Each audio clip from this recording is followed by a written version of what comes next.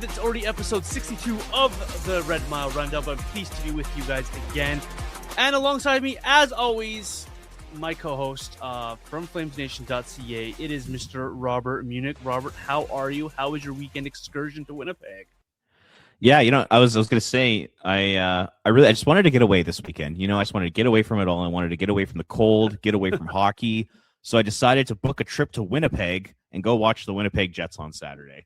So yeah, it was actually it was a very fun weekend. Went out and visited a friend, and Winnipeg's actually a nicer town than a lot of people give it credit for. So, I would not recommend going when it's minus 30 to minus 40 there, but if you can, check out Winnipeg. It's honestly not that bad. I actually had a really good weekend. So yeah, things are good. And Robert was paid by Tourism Winnipeg for... No, just kidding. Yeah, this episode is brought to you by Tourism Winnipeg. Please visit us. Please visit us now. Robert, you got to watch an exciting hockey game in Winnipeg on Saturday. Winnipeg is a very good hockey market, very good hockey town. Meanwhile, here in Calgary, you missed probably one of the better games we've seen the last little while from the Flames on Sunday versus the Anaheim Ducks. I thought that was a pretty good contest for the Flames. But before that, they had a couple of uninspiring efforts. What did you make of the week that was for the Flames from what you saw? Yeah, uninspiring efforts is a great way to describe it because, yeah, you score one goal in 3 straight games against the Devils, Penguins, and Capitals. And the Devils and Penguins games in particular were really, really rough. I went to the game against Pittsburgh. I was really excited to see Sidney Crosby play live and be in that atmosphere. And man, the Flames were terrible. It's probably one of the 3 worst games I've ever attended in my entire life, and I've attended a lot of Flames games. It was brutal. It was just the whole week they kind of lacked emotion. They lacked that give a shit sort of meter, and I don't think it's a coincidence that once they trade Rasmus Andersson, things have started going downhill for this team. It's kind of what I predicted, a few weeks ago, and it's definitely coming to fruition here. It was not a good week of Flames hockey. That's for sure. They looked emotionally deflated to me is how I'm going to word it, to try and keep myself from swearing and being all uppity about these games, because it was not fun to watch the Devils game. It was not fun to watch the Penguins game. The Washington game was fun for about 19 minutes, and then it stopped being fun again. But Sunday was kind of fun again for the Flames until Bennett Seneca decided he was going to inject himself into that hockey game with a nice hat trick that he had. But overall, I think the Flames, they just lacked a little bit of emotion this last week. And that leads us to the conversation here today, Robert. You brought something up to me on text when we were talking this last couple of games where you were talking about how time is, maybe us as fans and as those who view this hockey team, kind of adjust our expectations when we watch a Flames game. So I'll turn over to you here. Can you elaborate on what you're meaning by that and how we should be adjusting here? Because I agree with you. Time to adjust how we're kind of like watching these games and reset the expectations a bit here. Yeah, and I think it comes from both the team and the players' standpoint, and then as well as the fans. And from the team standpoint, I think it's time to understand that the playoffs are over. Any sort of hope that you had of making the playoffs, being in the mix for the playoffs, being competitive, it's over. It's 100% over. I know they're not that far out. I haven't checked the standings yet, but I don't think it's unheard of in terms of coming back from a 8 or 9 or 10 point deficit to get to a playoff spot. But just looking at the roster and looking how they're playing and knowing that Rasmus Andersson isn't here anymore. It's 10 points, by the way. 10 points. Okay. Yeah. So it's not insurmountable, but with the roster you have, it's over. It's completely over. So if I'm the team, it is 100% time to change expectations, and that starts with playing young players. The priority switches to playing young players, and this needs to come from Craig Conroy. Conroy needs to go down to Ryan Huska's office and say, "Hey, we're 10 points out. It's time we're gonna end up trading some players. We're gonna transition into really focusing on the development of youth." And that is exactly what needs to happen here when it comes to this team. They need to move out veterans. Between now and the deadline, I think they should make at least 3 trades. I think they should move out at least 3 veteran players. I really do. And then I think Ryan Huska really needs to start pushing some of these young players. Look no further than Matvei Gridin, who's really starting to come along. I saw the assist that he had against Anaheim, and just a spectacular one touch pass right across the crease. It was beautiful. You need more of that from a guy like Matvei Gridin. It's time to stop healthy scratching Hunter Brzustevich. He should be a lock to be in the lineup from now on. When Zane Parekh returns, play the hell out of him, play the hell out of Yan Kuznetsov, and then go down to the farm and bring up a guy like Rory Cairns. Bring up a guy like William Stromergan again. Maybe bring up a guy like Sam Morton and play him as your 4C. It's time just to adjust expectations, because it's so frustrating as a fan watching this team continually put out veteran players who are doing absolutely nothing right now. A lot of the veteran players on this team have been terrible as of late, yet they continually get more ice than young players. It makes no sense. So yeah, I just think it's time for the organization to shift gears here and really prioritize young players. And I guarantee that their fan base will be very happy with that, way more engaged, and a lot more people will be watching and wanting to actually go to games. So I don't know if you feel the same way right now, but I just think it's time, man. It really is. Do you know who feels the same way? My social media mentions. I had conversation after conversation after that Anaheim game in the overtime, and how many people were upset, they were mad, they were angry that we saw Uyghur over and over again and Backlund over and over again, and Gridin didn't get a sniff, no Brzustevich in the overtime, none of that stuff. And so you're not alone in this thinking, Robert, and I share the sentiment as well, where it's time to shift the focus. It's time for Huska, or Conrad, like you said, to go down and Ryan Huska, be like, listen, your job is not going to be lost over this next 30 games, okay? It's just not going to happen. You need to adjust, though, how we're coaching this team and how we're deploying this roster. It makes no sense to continually shove 20 minutes of Jonathan Huberdeau down our throats, or, give us more Ryan Lomberg than 12 minutes. We don't need those kind of things. It's not going to help your roster. You're not making a playoff run. You're not making a playoff push. It's just not going to happen. You spent that entire month of December getting yourself back to 500, and where did that get you? 28th in the league. And then you fell down to 30 and 31, and then you're back to 28 after that game on Sunday. But it's just so much effort being put in just being, right around 28, 29 overall in the league. So if you put in the Gridins and the Brzezeviches full time and the Pareks and maybe the Stromgrens, are you really going to be any worse? You're just not going to be any worse, in my opinion. And so these players can get into the lineup and they can gain the experience that they need. What is it to be an NHLer full time? How do I stay in this lineup? How do I get myself to the next level so I can be part of this group next season? Let those carrots dangle for these younger players and let these younger players come to this league and figure it out. You've seen two examples this year of younger players getting into the lineup and seizing opportunity. We first saw Sam Honzik get put on a line with Backlund and Coleman, and he took off. He played really well till he got injured, and he was really effective on that line, and we finally saw him get some points before he got injured. Really good success story. And we've seen Yan Kuznetsov get the opportunity on the back end, and he has taken off with it. He's been almost undeniable in the Flames back end now because he's taken the opportunity. So why not try that again with more players? Why not get younger players into this lineup? So I'm with this 100% here, Robert. Adjust the expectations of this roster from Craig Conroy to Ryan Huska to the expectations of these players. And then us as fans, we can approach these games as such as well. We're not expecting them to go off and win 10 of 11 and be in the playoff chase. We're just expecting to go out and watch good, exciting hockey. And I'm not sure anyone out there can argue against watching young players try to perfect their craft in the National Hockey League and think that's going to be a worse product than what we're currently seeing. Because what we're currently seeing, no one can tell me that's inspired hockey this last week, because it was awful. Oh, it was so bad. And just you go down the list of some of these veteran players, and like I'm going from the very bottom of the statistic list here over the last 15 games. So this is since Christmas Day.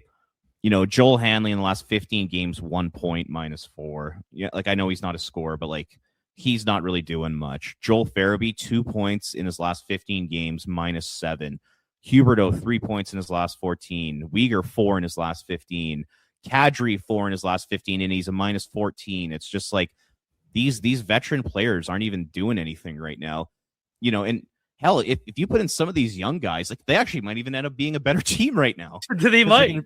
They're going to bring so much more energy and passion and speed to the game than a lot of these veteran players are right now, that they literally could be a better team. It might not be by much, but it could be like a slight improvement, because that's how bad some of these veteran players have been lately. And it might not even be result wise too, Robert. You might put in, say Stromgren takes Huberdeau's spot. They still might not get any points and they still might lose, but you might see effort, right? You might see some buy-in, some dig in, some emotion, some fight back. And that to me is a win in of itself. Like, the results shouldn't matter to the Flames the rest of this season. It really should be about putting players in spots to succeed and to learn and to grow. Brstevich should be your power play 1 guy. Parekh should be your power play 2 guy, or vice versa. Let those 2 kids run some power play units and learn how to do it at this level. Gridden, put him out there 3-on-3 overtime. What's the worst that happens? They lose another one? Like, what the experience these kids will get will be invaluable down the road as this team continually tries to build itself when they enter this new building and they try to get other players into this lineup. This experience will help these guys down the line. And then next year at camp, you're going to see maybe it's Stromgren battling and Gridden battling and Honzik's battling, all for 2 spots, right? 2 of the 3 will make the team, 1 won't. Or Blake Coleman's can be replaced with a guy like a William Stromgren just based on how he has progressed in his progression. But you don't know unless you try. You just listed off a bunch of veterans and how gaudy those numbers are. You can't convince me that the AHL players coming up will be worse than that. You just can't. No, you can't. And like you said, a lot of it comes down to just effort level with those guys right now. Like, yeah, you can tell, like, yeah, I mean, you can just tell that the Rasmus Andersson trade has killed this team. And, like we talked about that a lot over the last few episodes here. And like, I was really kind of like preaching that as long as Rasmus Andersson was on this team, the Flames were going to remain, quote unquote competitive and in the mix, and they were going to be winning games and all that kind of stuff. But now that he's been traded, and he actually got traded sooner than I thought. I actually thought the Flames were going to hold on to him like right up until the Olympic break or even beyond it. And I think what we've seen without Rasmus Andersson and without Blake Coleman, who's out with an injury right now, I talked about before, once those guys are out of the lineup, once they're traded and the Flames embark on the tougher part of their schedule here, it's over. It's game over. And we are seeing that play out to perfection right now. This team without Rasmus Andersson and Blake Coleman, 2 of the biggest drivers, 2 of the 3 biggest drivers, I'll throw Michael Backlund in that mix too. Without those guys, without those emotional leaders and those guys who are out there giving it their all, blocking shots, playing their asses off, without those 2 on the ice and in that dressing room, you can tell that this is a way different team. This team goes from being maybe in that 19 to 25 range in the overall standings to being a clear bottom 5 team in the NHL. And it's so clear to us right now from what we've seen over the last week here, ever since Rasmus Andersson's been traded. So, I predicted that they were going to fall off a cliff after the trade deadline, but it's actually coming quite a bit sooner. And for those on Team Tank, you could not be happier with how the results are playing out right now, because this team is a mess right now. Yeah, they are. They are. Like, literally, the only thing that's like keeping them in games is Devin Cooley, because Dustin Wolf has not been playing all that well lately for his standard. Devin Cooley, he's like him and like Michael Backlund and Connor Zarin, Yegor Sharangovich, Kevin Ball, like those types of guys are all playing pretty well right now. And then throw in Cooley, who's literally has the best numbers in the NHL, which is insane. Those guys are kind of keeping them in games, but it's not even close to enough because they can barely score more than 1 goal these days. It sounds so uninspiring, and no disrespect to these players, but it sounds so inspiring when you talk about how Backlund, Zari, and Sharangovich are leading your roster, right? And that's no disrespect to the players. That's just where the Flames are at. That's sort of where they are. Those are the guys that are pulling the wagon. Those are the guys that are scratching and clawing some points out for the Flames. Devin Cooley's been really, really good for this team. But like you mentioned, they're 3-7-2 in the month of January. And they have yet to win a game without Rasmus Andersson. So It's not pretty. I don't think it's going to get any better results wise, but we can make it more exciting wise. Roberts, we talked here about the playoffs. Hope is over. We got to reset our expectations. So, is there a player that you want to see more of that the Flames maybe should call up and see more of? Like, who are we looking at for players who you want to see? Because you could talk about the obvious ones. We want to see more Gridden. We'd like to see more Perek in the lineup when he's back. We'd like to see some more Brstavich. Is there anyone else that's really down in the American Hockey League that you think the Flames need to have a look at here? I mean, there's just a few guys who I think their roles need to be elevated within the organization. It's both at the NHL and AHL level. Like, I start with a guy like Matt Coronado, who has really gone quiet. He had a really good game on Sunday against the Ducks, which is great. But prior to that, he had gone quite quiet. He's minus 20 this year, which is not great. He's just. There are times when he's not shooting the puck.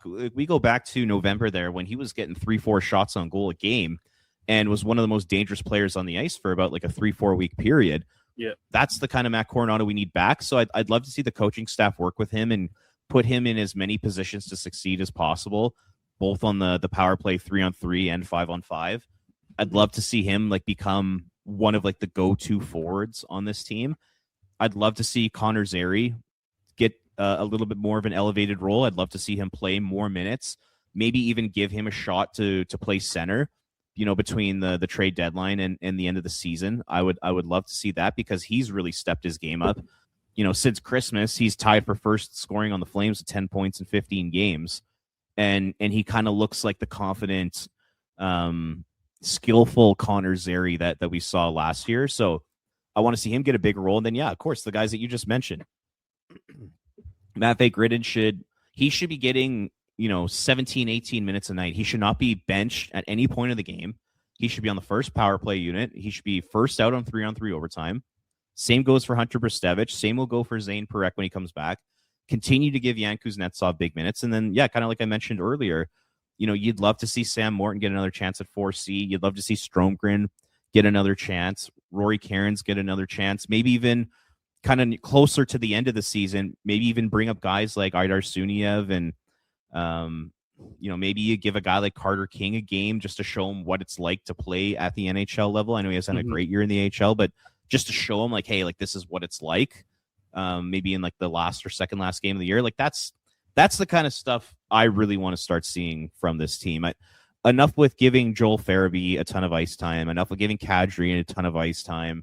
Huberdeau, like just enough. Like start transitioning some minutes to the younger players on this team and start handing the team over to these guys because pretty soon Coleman's going to be gone. Anderson's already gone. Kadri's going to be gone. Backlund's going to be gone within probably a couple years here. All of a sudden, this, and who knows what's going to happen with Mackenzie Weegar? Like he looks miserable this season. Is there a potential he asks out? All of a sudden, all these veteran players, the core 6 or the core 7 of these incredible veteran players, a lot of these guys are going to be gone. So you got to start transitioning this team to the younger players. It has to start now. They can't keep delaying the inevitable. It's just, yeah, it's so obvious to me, so obvious to everybody in hockey except Ryan Huska and some of the upper management in this organization. So yeah, just those are the kind of guys that I'm looking to see over the next, couple months here. I like how you worded it at the beginning there, where you talked about elevating roles of certain players. I really like that. I really like that because I didn't think of it that direction. I thought about, okay, who like Rory Cairns we could call up. Sam Morton might be interesting to call up. Maybe there's a defenseman we can see if we can call up and give him a game too. But to elevate roles of guys currently on the roster, your Connor Zary's, your Coronados, your Kuznetsovs, your Brstaviches. I really like that. I really like that angle of hey, we got some guys here that should be a part of our future, that we need them to step up and take on roles. Like who's going to replace a Blake Coleman? That's hard to replace. But if we give some of that time to say a Stromgren, we can learn, that guy can learn that role. Or can Gridden be a guy that replaces a Farabee once he moves on? Or we need someone to play center in this league at this level. Is there a guy we can look at? I like that angle of it, Robert. So that's well done by you, because as certain guys that you want to see, I think they're all here. essentially, aside from maybe Stromgren, of guys that people are really clamoring to see, and that's your Parex, more Brustevich, more of Gridden, and those type of players, and just continually play the pants off them. That's just all I can say about it, because that's like you mentioned there, Robert. That's the future, and these guys, that core 7, they've already started to dwindle, and you need a new core. And I don't think it's going to be Huberdeau or Kadri that's going to lead this team down the future here. One other guy I'll throw out there. Yeah. What do you think of the idea of Cole Reshny turning pro? I like it, to be honest. You do? I do. Okay. And here's the thing. And here's why I go that way. You watched him elevate at the World Junior Championships, and that's a lot of what people have viewed him. And so he put himself in a good position in that tournament to put himself on the radar. But if you go watch him at college, this guy has a lot of skills that translate pretty easy into the NHL. And that's his work ethic, being in the right spots, winning faceoffs, the intangible things that are hard to teach. Those come naturally to Cole. Now, is he a full-time NHL guy? No, he might spend some time in the A next year if he signs with the Flames this offseason or the end of this season. He might spend a lot of time in the A next year, but why not sign him and bring him in and give him a taste of what it is? And then you've got him in-house next year to help progress him along. Because I think a lot of what he does, like I've mentioned there, is NHL ready. What about yourself? You know what? I would love to see him continue to play in the NCAA, personally. Sure. I'd love to see him continue to get bigger and stronger, go back and be the first line center in North Dakota the next year, be a captain or an alternate captain with Team Canada at the World Juniors next year. Just continue, because he's also he's a smaller guy too. Like you can tell he's very slight still. Yeah. Like he's still got that teenager body and he's still becoming a man. So, I know they could play him in the AHL next year, which could be good for his development, but I would personally just like to see him stay in the NCAA. But I have seen some conversation out there about people saying, they should look to maybe sign him this year. And yet the other two guys in the NCAA that are really dominating for them, Ethan Wittenbach and Colin Potter. Yeah. I know Potter just got hurt, so he's not going to be eligible to sign a contract, but those are the other two guys I'd also like to keep in the NCAA, because they're both smaller guys. And I think another year or two in the NCAA getting bigger and stronger would only help with their development too. And like we saw with Zane Parekh, we sometimes, I'm also guilty of this, we tend to forget that side of things, right? You mentioned teenager body, right? Still trying to become a man. Think back to your 19, 20, 21-year-old self and how different you are between now and where you are in life. So we do overlook that a little bit with these guys. So yeah, NCAA is a good development place. So if these guys aren't ready, keep them there. But the Flames, they have options for this roster, and I'd like to see them exercise some of those roster moves, right? Let's play some of these kids and put them in spots to succeed here. Hey, before we move on to the next topic, I wanted to kind of go back to Blake Coleman for a second. No, not allowed. Okay, on to the next topic. All right, Blake Coleman, what do we got? I was just thinking, when we were talking about how once Anderson has left, the team just does not look the same. Mm-hmm. And also with Coleman not being in the lineup, they're a mess. Do you think it's a realistic possibility that management is watching the last week of Flames hockey and saying to themselves, this is exactly why we need Blake Coleman to prevent this from happening? I'm almost wondering if, and you see rumors from Pierre LeBrun and Darren Dreger and those guys, and how they say that Coleman, they think he can be part of the solution, which I roll my eyes at. But I'm wondering from their perspective, do they see what's going on with this team, the lackluster efforts, the lack of emotion, the give a shit meter is low? When you put Blake Coleman back in your lineup, all those things are going to go up. I'm almost wondering if the Flames management group is looking at this Coleman situation saying, we can't trade him this year because look what this team looks like without Anderson and Coleman in the lineup. This could be an epic disaster between now and the end of the season. And to me and a lot of other fans, that's music to our ears. But to them, they're probably thinking, we're going to get destroyed. And maybe we have to keep this guy. I almost wonder, I'll ask you, what do you think the percentage chance Coleman is traded now that we've seen what life looks like without both him and Anderson?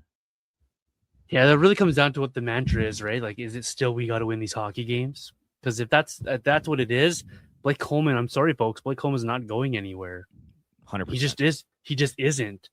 We had a similar conversation a few weeks ago, and you asked me the likelihood these guys are traded, and I said 50%. If that's their thinking, Blake Coleman's staying 90%, right? Unless, say, a Dallas comes along and they're going to overpay, giving you Bork and Bichelle and a first type of thing to overpay for Blake Coleman. I don't think they're going to move him. And based off things we're reading, we're seeing, and based off of the history of this organization, what this ownership group has done in the past. So I hate to be that guy, because you want what's best for the organization, and what's best for the organization is to capitalize on your assets you have when their prices are the highest, which is right now. But you just don't see that from the Flames. When have they ever forward thought things, right? When have they ever thought ahead in the future? And we've had that conversation on this pod a few times. So to answer your question, I don't think they do trade him. I'm the more I think about it, the more I think that Coleman's going to stay.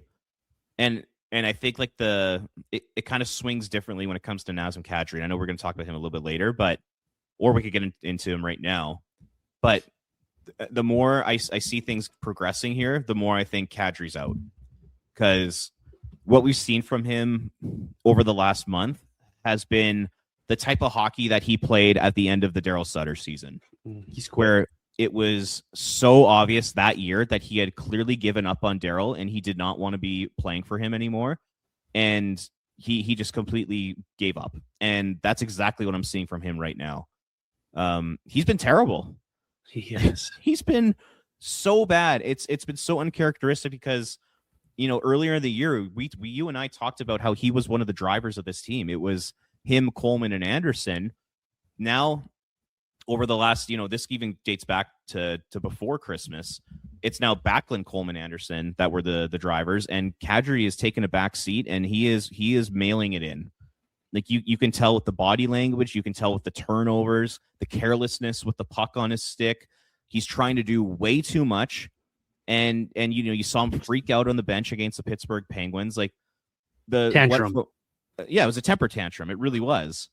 And I can't believe Sportsnet praised him for that, by the way. That was John. That's fire. That's showing grit and store. Determination. That's amazing. Yeah. No. Then my toddler loves Cheerios that much. Your toddler is fierce for Cheerios, just like Nazem Kadri is. So yeah, I mean, like I'm gonna throw it to you. Where are you at on Kadri right now? If they keep Blake Coleman, they have to trade Kadri. We'll start there. You cannot keep both of these guys. That is mismanagement. That's malfeasance. That's any of those conversations you want to have. You cannot keep both of these guys beyond this season. You just can't. Maximize your return for someone. You can't just keep everyone. I know they talk about this leadership group, but you've got your leaders. You've got Backlund. You got Weegar. Huberdeau's here till the end of time. You have your leadership group.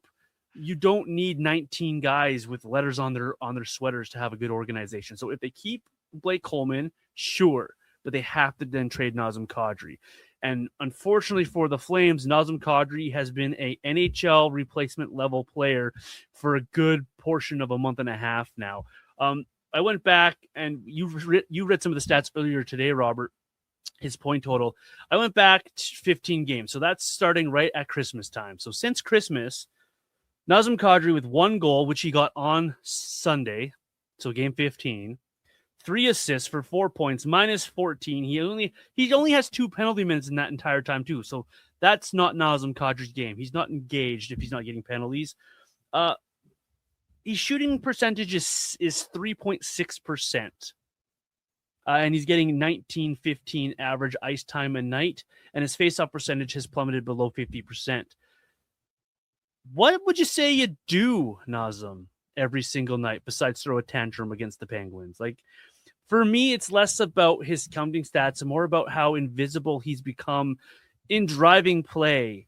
They've been talking about putting players with him to get those players going. Well, no. Players have to play with Nazem to get Nazem going. And when you're paid like he is, and the expectations around you are that you're going to produce offensively for a team, and you've shown you can do it in the past. Earlier this year, you mentioned it, Robert. Earlier this year, this guy was the forward group. This guy was pulling everybody along. This guy was leading the team in points, and this guy, he looked really good. right around that middle of November to early December time. He was really, really good for the Flames. He's absolutely invisible right now. He's been terrible. He's been absolutely awful. And the only thing that you can draw from this, when you watch him and you watch him play, the only thing that keeps coming to my mind is that exact stretch that you talked about, Robert, against Daryl Sutter, where he quit. He quit on the Flames at the end of that year. Call it what it is.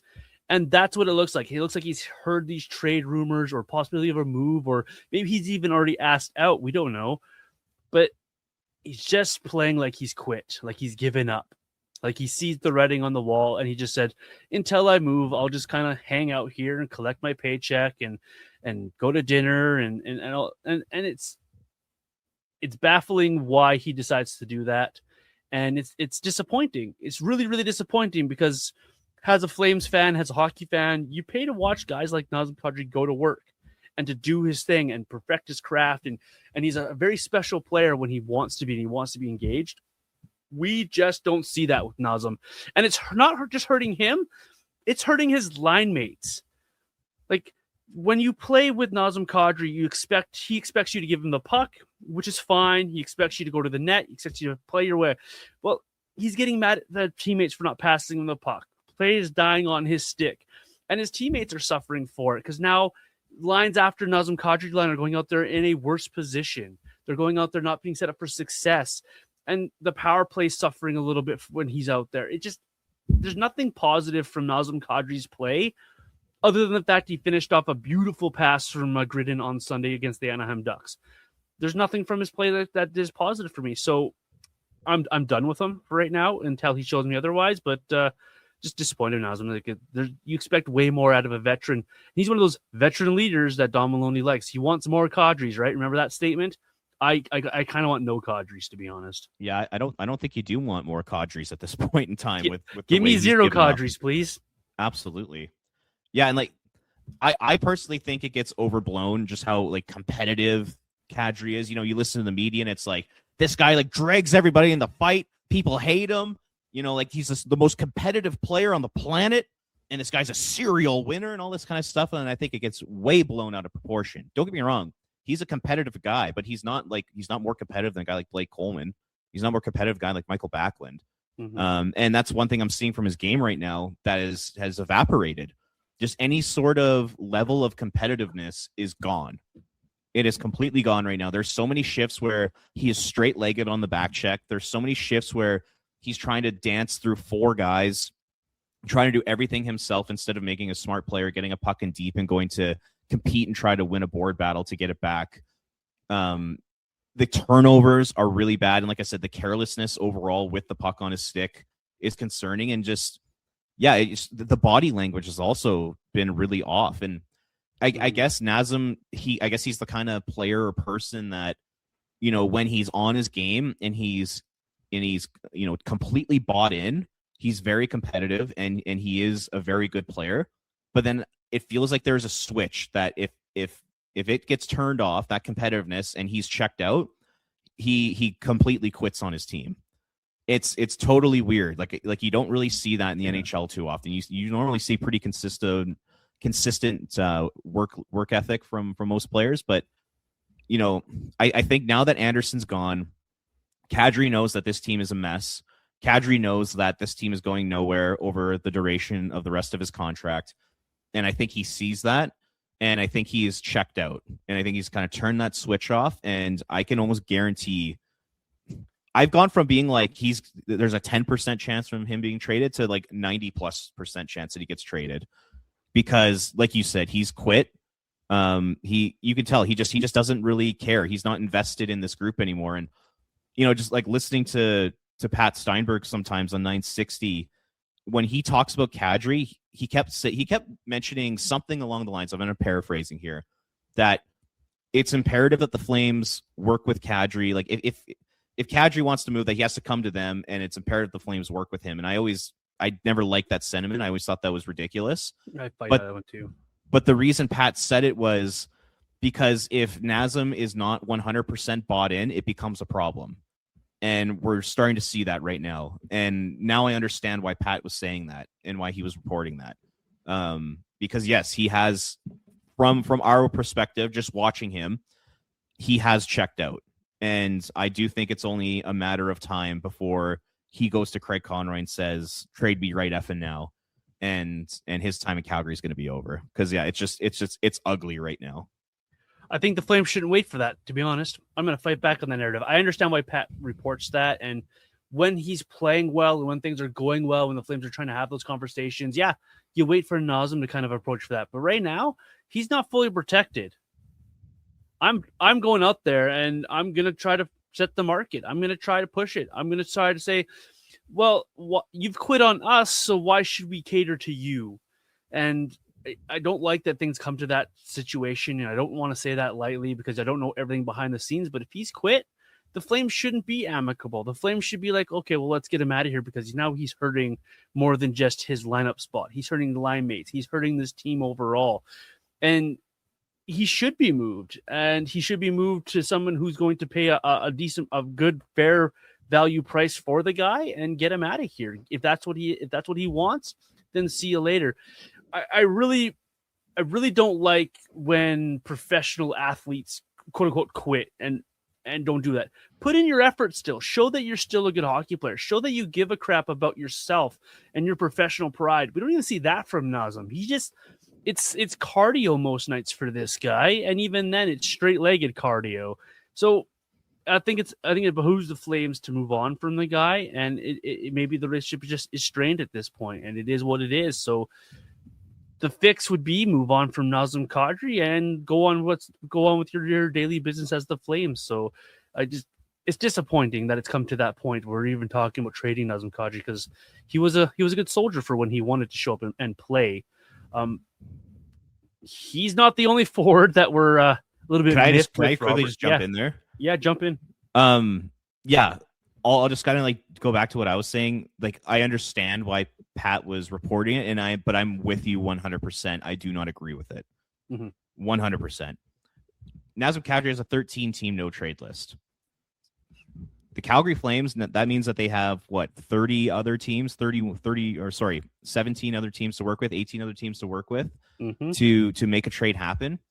You do not work with Nazem Kadri and hold his hand and say, "Oh, Nazem, where do you want to go? Like, we're how does Minnesota sound? Yeah, we're going to take significantly less in a trade return just to make you happy." No, enjoy Winnipeg, Nazem. Off to Winnipeg. Craig Conroy needs to do what's best for the Calgary Flames, not 100%. What's best for Nazem Kadri. You 100%. Put Nazem on the mother effing trade block. You sell him like you just did with Rasmus Andersson. You have an auction. And whoever pays the highest price for Nazem Kadri, who is in that list of 18 teams that he can go to, you trade him there. You do not go to Nazem and he says, "Hey, I'm only willing to go to Florida, Vegas, and Tampa." F that. Absolutely not. That is not how this should work. Craig Conroy needs to get a little more ruthless. He's an incredibly friendly guy, and I actually think it's one of the reasons why people have kind of, the reputation of the team has changed in the eyes of the players. And I think they really enjoy playing for Conroy. Yeah. But there does need to come a time and place where he needs to get ruthless. And we're saying it's ruthless to trade Nazem Kadri to one of 18 teams that they're allowed to. That's not ruthless, actually. Oh, it's called business. It's called business. It's within the rules of the contract. So it's not ruthless. You negotiated 13 teams you didn't want to go to. That leaves me with these other 18. So yeah. Enjoy. Maybe it's ruthless if team number 32 on his list of desirable places to play is Buffalo, and he forces him to trade to Buffalo. Okay, maybe that could be considered a little bit ruthless, but it's just like trade him for the most value.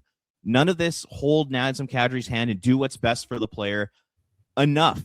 You're the mother effing Calgary Flames. You got to do what's best for you. So yes, in a Nazem Kadri deal, if they wait for Nazem to come to them, or Nazem says, "Hey, I only want to go to 2 teams," and they oblige, then this is the biggest joke of an organization in the NHL if that happens. So yeah, I'm right there with you. That whole narrative is ridiculous. But the point I was making is that what Pat was saying is that the Flames were worried essentially about Nazem Kadri checking out if they're going to start shopping him, and we've kind of seen that play out, and we're seeing the results on the ice, and it's ugly. It's really ugly because he's probably been I would argue he's been one of maybe their worst forward over the last 15 games here. It's been a mess. And it's not a snake bitten player. It's a player that is just completely checked out. That's the frustrating part about it. He's pouting. Let's call it what he's pouting. He sees the writing on the wall and he's pouting. Like any business person out there who runs a business, small business, large business, if you find someone who's in your room and is not doing their job and they're pouting and all that kind of, you get rid of that person. You don't ask them if they're okay and can we find you a better spot here. You don't baby them. You get rid of them because that's what's best for business. That's where the Flames I think are at with Nazem Kadri. Because to your point, I cannot name 5 players on this roster that have been worse than Nazem Kadri over the last 15, 20 games. I can't do it. I can't do it. I can probably get to maybe 2. And it's not pretty. It's not pretty. So don't play nice with Nazem Kadri. You have 18 teams you can trade him to. Start the bidding. And if he ends up going to the Islanders, so be it. If he ends up going to Colorado, so be it. Whoever gives you the highest bid, that's where he goes. And that they shouldn't be playing. Don't stop playing nice when it comes to business. You got to kind of do what's best for a business. Speaking of business, speaking of players that we're kind of upset at, speaking of people who have been struggling, we've talked about 10 probably every episode for a while here. He still sucks. He's still not producing anything. He's still not doing much. He did score a goal on Sunday, so that was kind of cool that he would show up and do that for us. What are you doing with Jonathan Huberdeau, Robert? I don't know. I honestly don't know. Man, this is a tough situation for the Calgary Flames and especially the fan base. I mean, watching Huberdeau on a nightly basis, there are nights when it's tough watching him play hockey because he is so ineffective.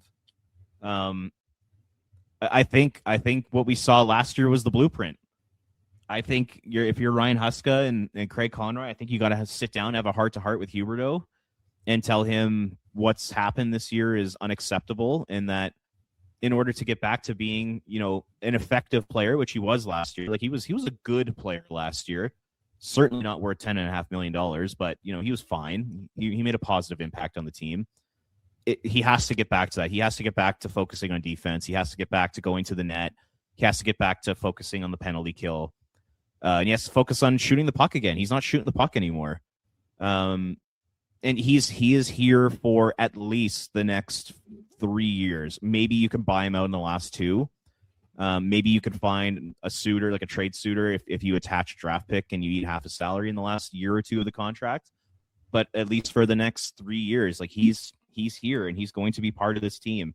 And you have to make the best of a bad situation. So if I were the Flames, I'd almost just like run through tape of last season and just show off all the good things he was doing and just say, Jonathan, this is what we want you to be. Like, you're not the skilled playmaker anymore. Like you can't make passes anymore.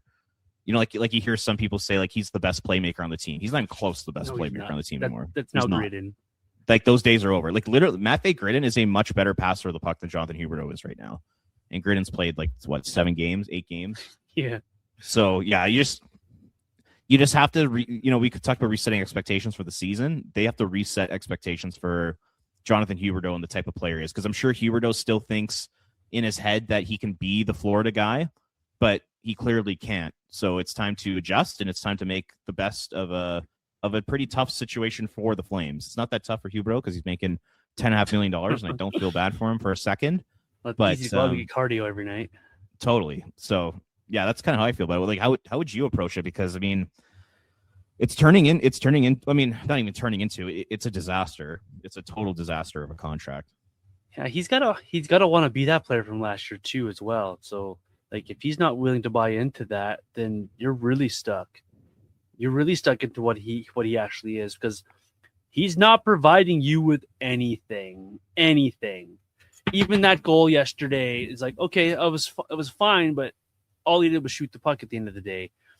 So this guy just might end up being a third line player at $10.5 million that might get you 40 points a season. And that's very uninspiring for the value you put into this player, to acquire him, to sign him, the expectations you had around him when he got here. And that's a big fall off from even last year's Huberdeau. It's a massive fall off. And like, I haven't done the on pace thing, but the last time you did the on pace thing that I saw, it was under 50 points he was on pace for again. It's just like, his contract's virtually untradeable. His contract is virtually unbuyoutable because it's just too long left on it. And so you're kind of stuck with trying to make the best of the situation with him in your lineup. And so that's trying to get him back to what he was last year, like you mentioned, Robert, but at the same time, he's got to want to do it. And he just probably going to be stuck on your third line and getting out there and doing cardio. Until he's willing to put in a little bit more effort, and, he keeps saying it in the media, how he's got to be better, so I'm kind of tired of hearing about it. Or until he becomes allergic to his equipment like Marian Hossa, I think you're just stuck with letting him do his cardio, because there's really nothing else he brings to the lineup. Like, he's not a tough hockey player. He's not gritty. He tries to be finesse, and he just lost it. I don't know what it is. Voodoo power, maybe. I have no answers, Robert. I really don't. So I just did the 82 game point pace. Like, I know he missed a few this year, but like, had he played in all 82 games this year and scored at the rate he has so far, guess how many points he's on pace for? It's going to be in the 30s, isn't it? Or the low 40s. 39. 39 points. This guy goes from 115 points 3 years ago to 39. He needs to go to Winnipeg. Holy. And he's still technically, he's coming out of the prime of his career, but he's still he's kind of right at the end of the prime of his career. Like, what is this going to look like 2 or 3 years from now? Yeah, that's what I'm worried about. He should still be able to put up like 60 to 70 points at this point of his career. Like, with that skill set and the way he played in Florida, he wasn't taking a ton of hits and big checks in Florida. He was a perimeter player who played through the seams. And so that body is not full of wear and tear. It's still an effective body. So it's like, is it all just mental in your head, or did you literally like have some Space Jam-esque take your talent away from you type experience? It's baffling. 39 points. That's gross. The Flames, like, medical staff should look into the Space Jam theory. That might be the best theory that I've heard so far about what the hell's happened to him. Yeah, like I there's no answers. There's no answers, because clearly you and I don't have the answers. Clearly Huska doesn't have the answers. Huberdeau doesn't have the answers. It's got to come down to, he's got to refocus himself somehow, some way, and take on a different responsibility. And we as fans have just got to forget that it's $10.5 million. We just have to. It's hard to do, though. It is. And absolutely. And I don't say that lightly, because I look at him, like, even on Sunday, like, that's $10.5 million skating around doing nothing. But if we can adjust what we think of Huberdeau and he can provide us a little something, then maybe we can have a amicable relationship for the next 5 years until that contract wears down. And other than that, it's just a big black hole on the lineup, because you have all these kids you want to see, right? But you don't want them to play with someone like Huberdeau, who's not going to give any effort and produce anything. So tough spot. Yeah, and like you said, you hope that he's like a good mentor and a good leader in the dressing room, and that he doesn't have like a poor attitude. I don't think he has at all during his time in Calgary, but as when it gets to the point where he's like producing in the 30s, in terms of like 39 point range, things could maybe start to get pretty ugly when it comes to Huberdeau. But he's got to persevere, and he's got to fight through this, and he's got to remain a good teammate, which he has been since joining the team, which is good. But you still need more when you're the highest paid guy. I wonder what that does for the dressing room. Like, when guys are like sitting around the locker room and they're talking when Jonathan's not there, and like, I wonder if they're like, I can't believe this guy's making $10.5 million. Like, I'm Blake Coleman. I'm out here busting my balls. I'm blocking every shot. I'm hitting everything in sight. I lead the team in goals. I'm a very good penalty killer. I'm a good leader. I make 4.9. This guy's making more than double me. Like, what the F is this? I wonder if like those types of conversations happen. I mean, maybe they don't, maybe they do. I'm not sure. I'm just kind of throwing it out there. That's just kind of how people think sometimes. But yeah, man, it's hard. And you know what? It's even worse like when you go watch live, because like sometimes you can like when you watch live, you can really like hone in on a guy, and you Yeah. just get like a way better angle of the game and just watching like the plays they make and Mm-hmm. all that kind of stuff. And when you watch live, like it's actually even worse in person than it is on TV. Like earlier in the year, I went to the Flames Red Wings game, and Huberdeau might have been the worst player on the ice. And like just watching him live, you just realize like how slow he is, how he doesn't move his feet anymore, all the ridiculous little passes he tries to make that don't ever work anymore, and you're just like, it just gives you a headache almost watching it. It's brutal to watch. So man, hopefully he could turn it around, because I feel bad for the fans having to watch this for the next 5 years potentially. Yeah, me too. But one thing the fans do have, and I'm going to switch up here because that's a lot of Huberdeau and Kadri talk for me. There's two players out there, though, that the Flames pay to watch and see that have elevated their game since the Anderson trade. I know there are far and few in between. Both of these guys have decided that they're going to take on some responsibilities. And one of them is a brand new player to the team. I'm talking the defensive pairing of Kevin Bahl and Zach Whitecloud, and how actually really good they've been despite all of the horrendous talk we've had on the podcast today and how bad the games were last week. Those two continue to stand out. They work hard. They kind of have good communication out there and kind of already have a good chemistry together. What have you made of that pairing with Kevin Bahl and the new guy, Mr. Whitecloud there? Yeah, I mean, I think Kevin Bahl has been awesome this year. And like I remember like I tweeted it in like my post-game thoughts after Friday's game against Washington, but I'm just continually impressed by Kevin Bahl and just his development and his growth as a player here in Calgary. Because going back to last year, I thought he was good, and I thought he made a lot of good decisions. He had that great stick, breaking up plays like crazy. But I still thought there was another level to hit in his game in terms of physicality, offense, just like making his presence felt. And I think he's done exactly that this season. I've been super, super impressed by him. I think he is a legit top 4 defenseman in the NHL. I think he's a legit second pair guy. And I don't think a lot of people thought that the Flames were getting that when they traded for him. So the main improvement in his game that I've seen is, one, is mobility. I think he's gotten a little bit quicker and a little bit faster this season. And I think it's made it a bit of a nightmare to play against him. And then 2 is physicality. I thought last year he was like a little hesitant to get physical, but this year he's really thrown his weight around. I think he's been super physical in front of the net in his net front battles. And, also he started to like throw out some like pretty big open ice hits and hits along the boards that maybe makes opposing forwards kind of second guess decision-making when they're on the ice with him, because they don't want to get rocked by Kevin Bahl. So, I think he's been great. I think he's one of the few very positive stories of the season for the Calgary Flames right now. And yeah, I really liked him. What about you with Whitecloud? What have you seen from Whitecloud so far?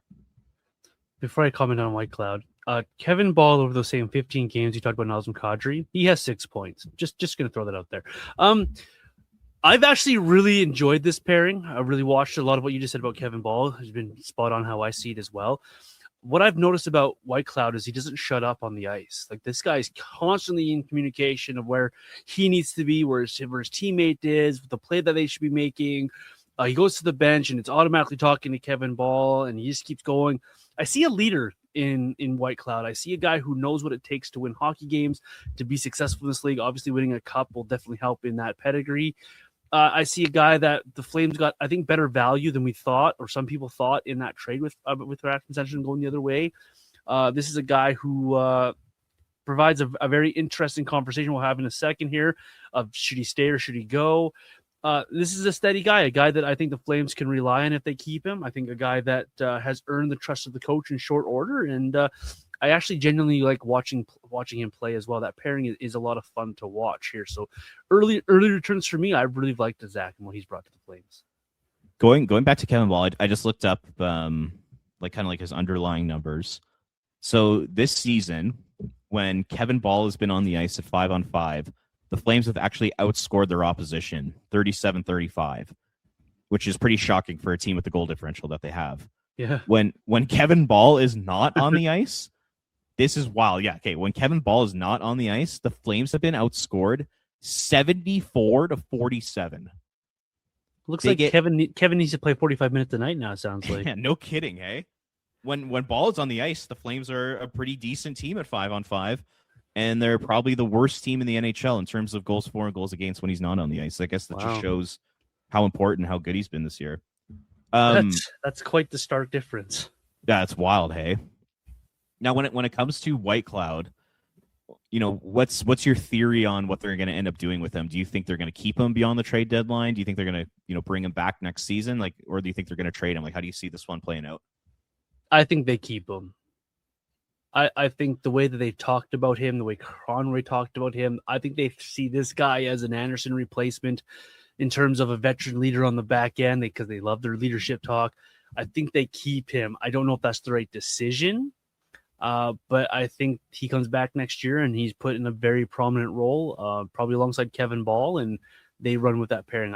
That's kind of where I'm leaning at the moment here. I'm with you. So I guess I have the opinion like what I think they should do and what I think the Flames will do. What I think they should do is I think they need to accelerate this rebuild. I think they need to trade as many guys as possible, essentially. And Whitecloud is on that list. That way you can bring in your draft picks and your prospects now, and you can just speed up this rebuild. Pinder made a great point about that on Barn Burner last week. It was an outstanding rant. Yep. And I totally agree with them. But then what I think the Flames are going to do is, I bet you, because Zach Whitecloud is such a good person, like everything I read on like Golden Knights, Reddit and Twitter and all that kind of stuff, like a lot of fans were devastated to lose this guy. Mm-hmm. A lot of teammates were devastated to lose this guy. So, I just see rave reviews about the human being. I think he's embracing being back in Western Canada. He's got a great personality. I think he's going to be incredible in that locker room. And I think he's going to want to be a part of this. And I think the Flames are going to see that and say, we have to keep him because of all those things. And then the other part of it, and this might be a theory of mine here. I'm gonna throw your way. I want to get your thoughts on this. All right. So another reason why I think that they're going to keep Zach Whitecloud is because I think they're going to want him to play next year with the Flames, and they're going to want to put Zane Parekh in the American Hockey League all year. So like if you trade Whitecloud now, and you want to put Zane in the American Hockey League next year, all of a sudden there's a massive hole on the right side of your D in the NHL next year. And my theory is that they're going to keep him beyond this deadline. They're going to keep him into next year, and they're going to do that so Zane has time to properly develop and properly get AHL minutes and actually truly be ready for the NHL. When he's 20, 21 years old, kind of thing. That's kind of how I see it playing out right now. Do you think I'm crazy, or do you think that's a realistic possibility? Do you want to see Twitter meltdown? Is that what you want? Because that'll happen if that happens. Do I want to see the Saddle Dome burn to the ground? That theory is actually a sound one, and it makes a lot of sense when you boil it down all the way to the base of it. You have him here as a safety blanket in case, and then you got to so that does make sense. So I like the theory. Where I come in on it is you still have Braden Pahal as well. So I think you're fine on the right side if you don't have Whitecloud next year. And if you're trying to gain all your assets and you're trying to add draft picks, I think Whitecloud brings a bigger value than some people might realize. I wonder if you flip him, can you bring yourself in another good prospect in a second round draft pick? Or cut to the chase and just get a first round draft pick? Can you get more for him trading him, or does he bring you more value by keeping him? And so I see both sides of the coin as well. For me, I think though I still trade this guy, and not because I don't like Zach Whitecloud. I just mentioned how much I did like him, watch him play. I think trading him and the value that he would have on the market, the market of right-handed shot defensemen. You just went through it with the Bostons and Dallas and Los Angeles and whoever else was out there talking to you about Anderson. The market out there, and you could be able to go out there and find something that someone missed out on Rasmus Anderson for and circle back and maybe get a part of the package that you were going to get for Rasmus Anderson for Zach Whitecloud to help bring more youth along. You still have Mackenzie Weegar on the right. You have Braden Pahal, who can be a serviceable defenseman. Brastevich has shown that he is a good right-handed shot defenseman.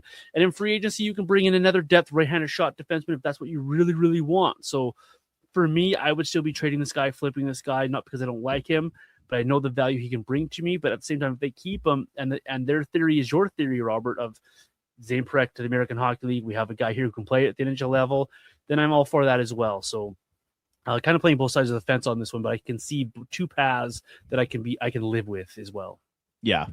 And I think a lot of fans would agree with you that they want to trade Whitecloud because, once again, like I said, they want to speed up this rebuild. But just knowing the way the Flames operate and knowing how much emphasis they put on character and, you know, guys wanting to be here and all that stuff, I think they're gonna see that type of value in Zach Whitecloud, and I think they're gonna keep him definitely for this year, probably at least up until next year's trade deadline, and maybe even beyond that, up until he becomes a pending UFA. Just for that reason, like I could see next year it being Weegar, Whitecloud, Brustevich as your three on the right side, and then Paul as your extra, or maybe they trade Paul this year and they sign a free agent as an extra next year.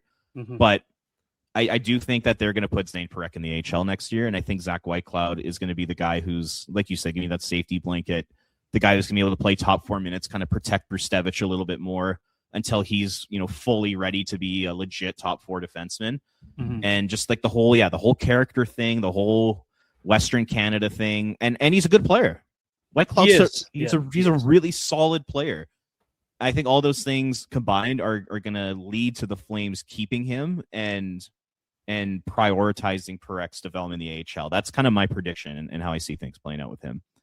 And if they keep Whitecloud, that's fine. But then that means they have to trade a Hanley and or Pahal this year. Have to take advantage of that situation, because you can't have all of these guys on the back end and then rave about how good your prospect defensemen are. At a certain time, you've got to show what you have. You've got to give those kids opportunities. What is Etienne Morin in the American Hockey League? What is Henry Muse down the line, et cetera, et cetera, et cetera. All these guys that they talk about, you know, what is Jeremy Poirier? Did you give him an opportunity at the NHL level?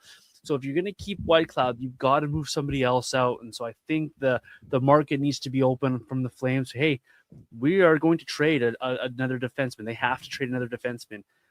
Come give us your offers, because you can't have all of them. Because if they come back next year with Weegar, Ball, Whitecloud, Hanley, where's the spots, right? Where's the spots for players?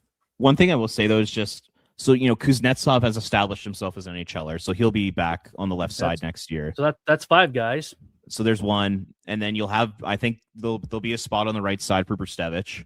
There's 6. So there's 6, but like when you look at the Wranglers depth chart on defense, I mean, it's not good. Like I look at their decor and I don't think to myself, these guys have to be in the NHL. Like the defensemen down there right now are Daniil Miramanov, who we all know and love. No Nick comment. Cicek. Nick Cicek's going nowhere in terms of an NHL career. Jeremy Poirier, who the team has essentially given up on. Etienne Morin, who's only like 20 years old. Turner Ottenbright, who no one's ever heard of. And they have Western Hockey League fans have. Sorry about that. That was very offensive to Western Hockey League fans. My apologies. And then they have Artem Grushnikov, who's got 1.36 games with the Wranglers, and I don't see him doing anything either. So it's just like they don't really have guys ready to go because they've already graduated Kuznetsov and Brustevich. So I do think there's space for young guys in the NHL right now. And yeah, like I said, like just the D prospects in the AHL right now are not great, to say the least. Yeah, fair enough. Anything else we missed on the podcast here, Robert, that you want to talk about here today? We've done a nice little rant on Kadri and Huberdeau and Prasing Bahl and Whitecloud. Big 4 games before the Olympic break coming for the Flames coming up here. Anything we missed here on the podcast you want to bring up here, and where can Flame fans find you and your work? No, I mean, I think I'm all flamesed out now after that. Those are some big rants. There's a lot of emotion in there. But yeah, just this upcoming week, this is going to be 4 difficult games for the Flames. They got the Wild, who are playing really good hockey. I know they've taken a little step back lately, but they're still one of the top 5 teams in the league. You got Macklin Celebrini and the Sharks, who have dominated you already once this year. You got the Leafs, who are never an easy out, and then the Oilers. Like, And then they get back from the Olympic break, and once again it becomes another gauntlet. So it's going to be a long finish to the year. All I would say to Flames fans is just try to enjoy watching the young players whenever they do get an opportunity to play.